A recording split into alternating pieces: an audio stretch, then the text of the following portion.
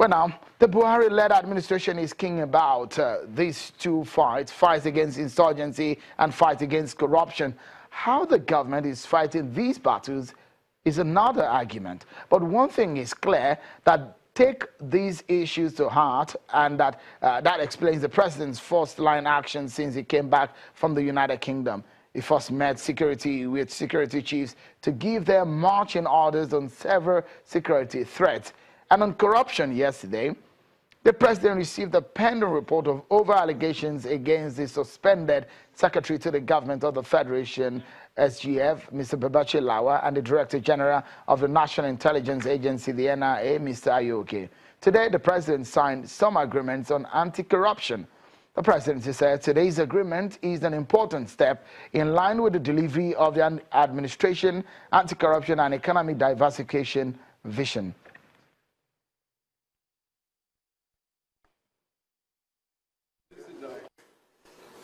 It is my hope that these instruments, which are signed today, will reinvigorate the anti-corruption war and check the illicit flow of funds out of our country to other jurisdictions, improve national security, food security, boost our economic and tax regimes, and improve the overall well-being of our creative community.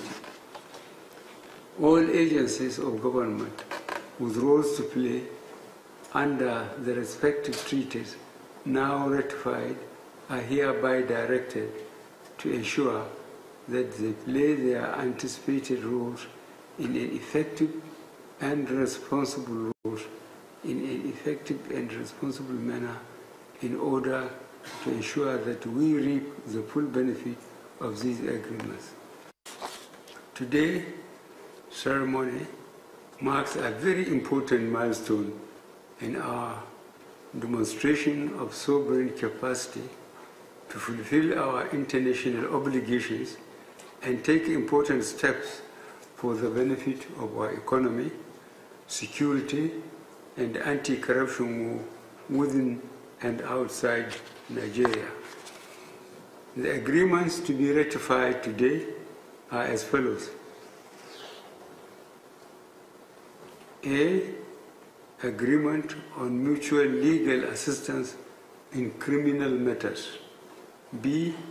Agreement on mutual legal assistance in civil and commercial matters. C. Agreement on the transfer of sentenced persons. And D. Extraction of treaty.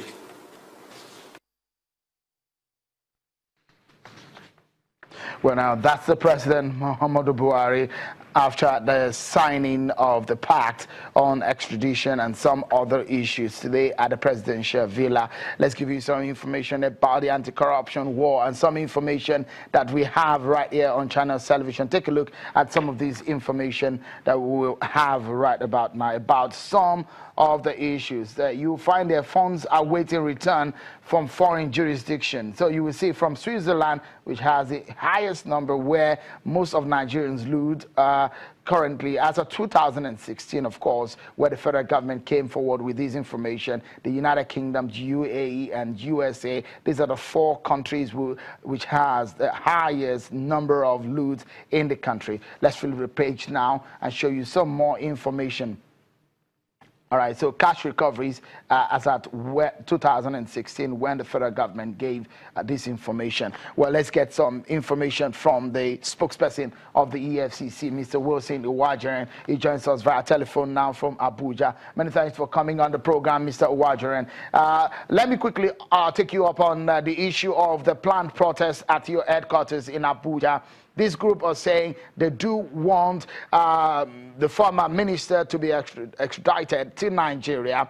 Are you planning to do that? And the question is, why is it taking long? Because we've even heard that the woman at some point had denied some of the allegations against her.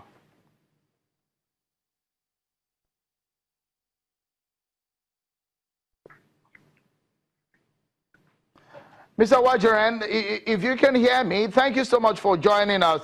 there is a planned protest by the Mumu Don't Do group headed by Charlie Boy, and the plan is that they are asking that the EFCC extradite former Minister of Petroleum, Mrs. Alison Madueke. What are your plans, and are you planning to extradite her, and what is the details you can give us on the case that you have against the woman?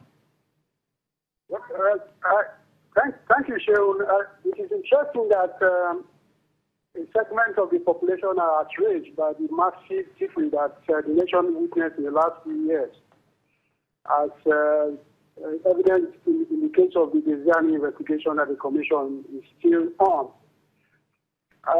What I can say is that the Commission is determined more than ever before to recover every dime of what has been stolen by people that found themselves in the corridors of power. But answering your question directly regarding the extradition of Deziani, I think the proper agency to talk to is not the EFCC. The EFCC, contrary to the views of some people, is not the one in charge of extradition. Matters of extraditions are handled by the Office of the Attorney General of the Federation and Minister of Justice. He is the right person to talk about extradition of anyone, any Nigerian from any part of the world.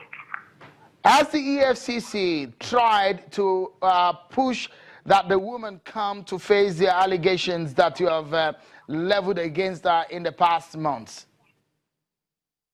What I can tell you is that we already have a charge in court in which Mrs. Deziani was listed as one of the defendants.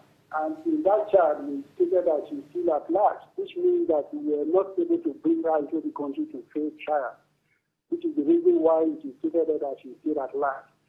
We are still waiting for her to respond because we have invited her for questioning, and so far she has not responded to the invitation. We are aware that she's living abroad, and I also know that in the UK, where she's presently based, she was taken to court some time ago and released on bail. There are legal issues involved. Like I said, issues of extraditions are handled at a different level of government, which is at the level of the HDF, the gentleman rightly in charge of extradition matters. Luckily, we have a treaty between Nigeria and the UK, but those matters are not what the Commission handles. Ours is to investigate and prosecute.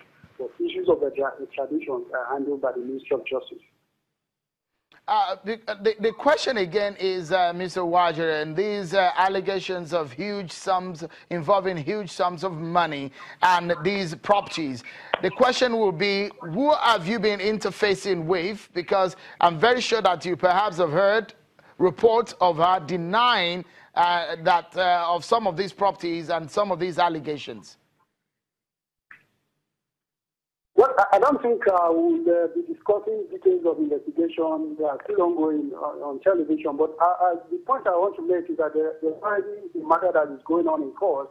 We have initiated official proceedings in court. Those are matters before court. And when cases are before court, you don't discuss them so much. But I think in two cases, we have achieved legal decisions. The first one, court have granted final forfeiture of the property valued for over $35.something million.